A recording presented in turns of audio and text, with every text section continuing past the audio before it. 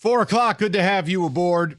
Odyssey.com rewind. You missed anything? We've done all Lions up till now, and we will get back into it. But I want to, with the kickoff of the Sugar Bowl, obviously delayed from the terrorist attack yesterday. By the way, what was with ESPN calling it a truck attack? It's a terrorist attack. Like, what was everybody so careful for? No, you're a terrorist. You drive a car down Bourbon Street killing people. You're a terrorist. A truck attack. Wish ESPN would go out of business. I digress. The point is, the game is kicking off today. I'll tell you some of the shots from it's not the Superdome anymore, the Caesars Dome or whatever it's called. David, I can't even describe to you the police presence. I mean, from the canines to it looks like they have tanks parked out there, and the amount of actual police presence, it's unbelievable. Yeah, they said earlier on ESPN, I guess they were doing a little bit of reporting today, saying that they're now treating this security-wise like the Super Bowl, which will be there in another month or so. Probably a good idea. Yeah, exactly. But look, with the last of the second-round games kicking off, I wanted to bring this up. And without Rico here, I don't have to worry about being called a boomer. I can just ask the question. All right, you've had 7 games offered to you so far. Number 8 is about to kick off.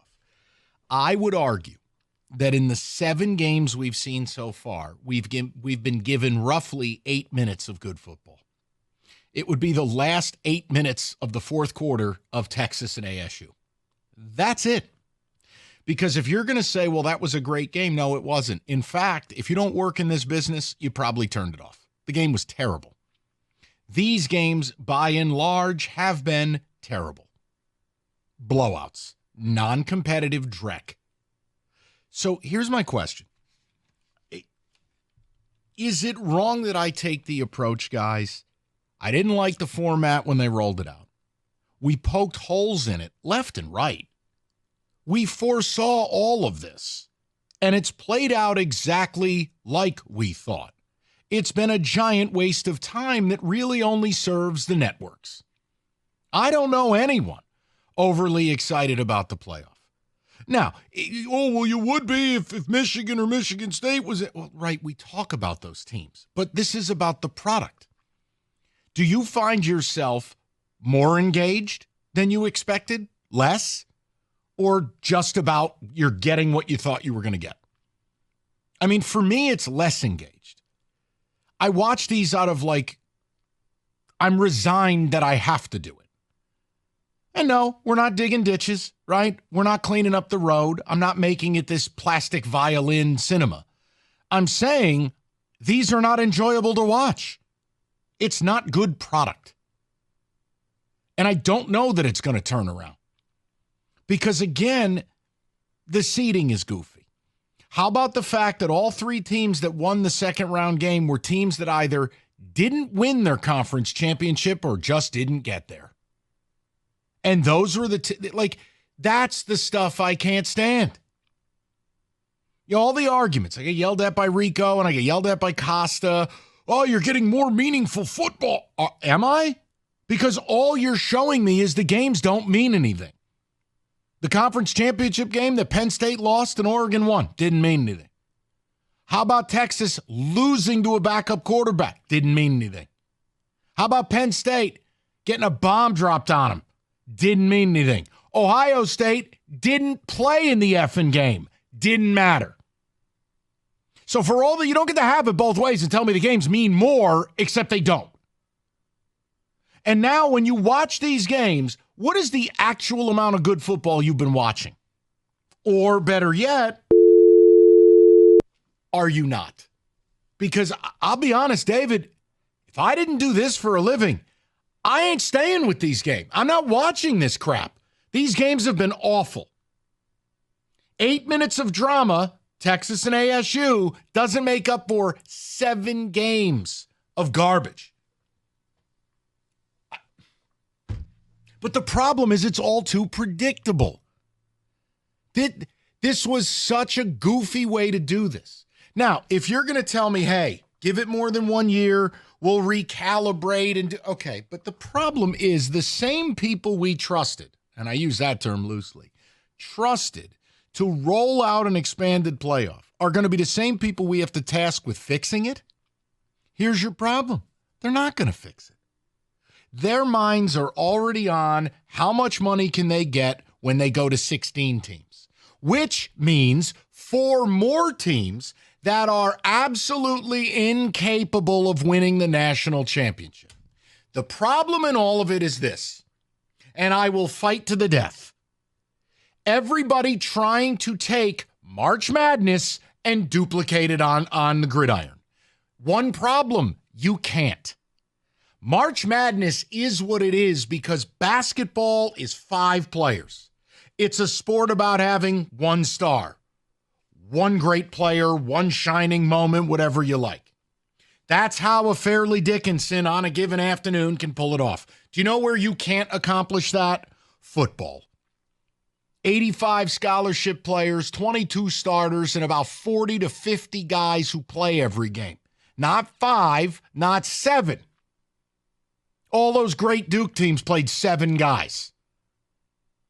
So my whole point is, oh, well, more teams will be better. No, it won't. It'll be worse. And in the end, the only people being served right now are the executives at the networks. This isn't for the fans. These games blow. These games are terrible. So I would like to know, look, maybe it picks up from here. Yeah, you mean picks up when it's a 4-team playoff again? Oh, I got it. Okay, good to know. So my point is, more is coming, and it is largely performative. It's nothing more than a place to sell ads. You can't have 16 teams in a sport where really only 2 to 3 have a real shot to win the damn thing. Unlike college basketball, which is a much more wide open concept because that's the way the sport is built. Look, the other thing I can't stand too, oh, well, it's about parity. Look at all the parity. There's no parity. It's the same brand names. See, parity exists in the NFL because there's a collectively bargained agreement that demands parity. There's a salary cap. There's a draft that if you're bad, you get good players. And if you're good, you get less good players. There's nothing like that in college. College is operating in the Wild West. The same brand names and blue bloods have the same bank accounts. And they're doing the same things. There's no parity. No uninvited guest is winning this. It will be Ohio State, Texas, Georgia, Notre Dame. It's the same thing. It will never change. Oh, well, now the little guy gets a chance. To do what?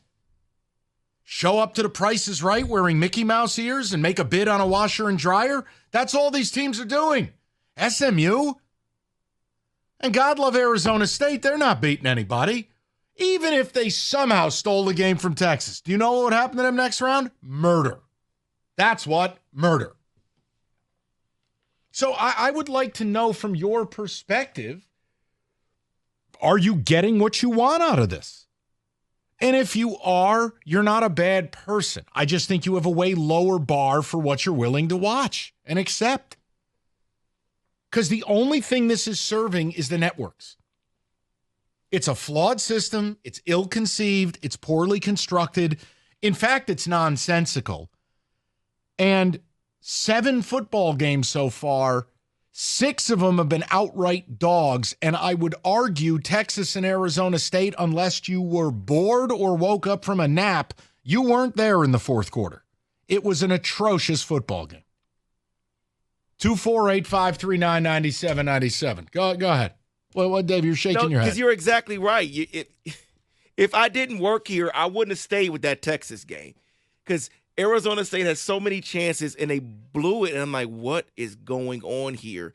Penn State, the Ohio State game, I'm only watching it in hopes that it becomes better. It never got better. Hey, by the way, for all the people who want to sit there priming their pumps or maybe smashing nuts on Bo's grave, what did the Michigan OSU game mean? Stugotz.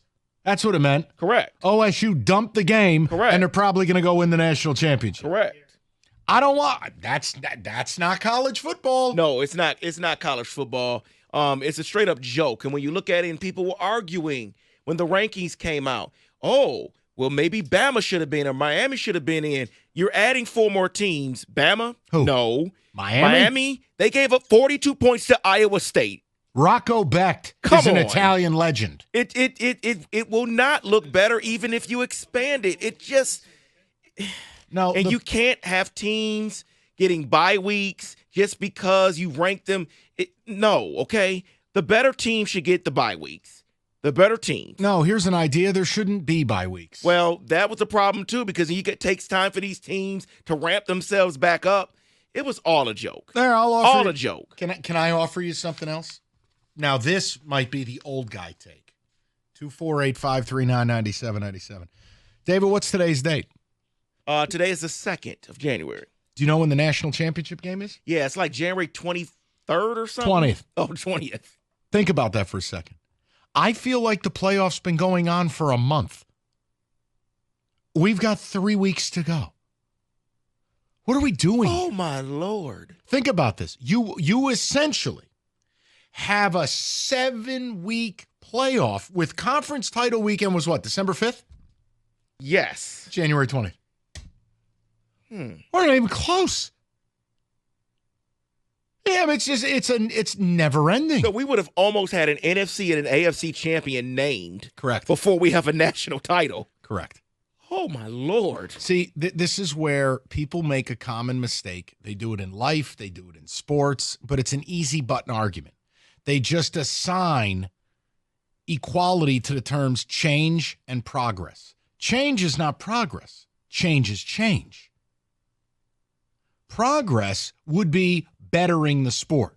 But when there's no eye on quality of life and it's simply all on ROI, you end up here.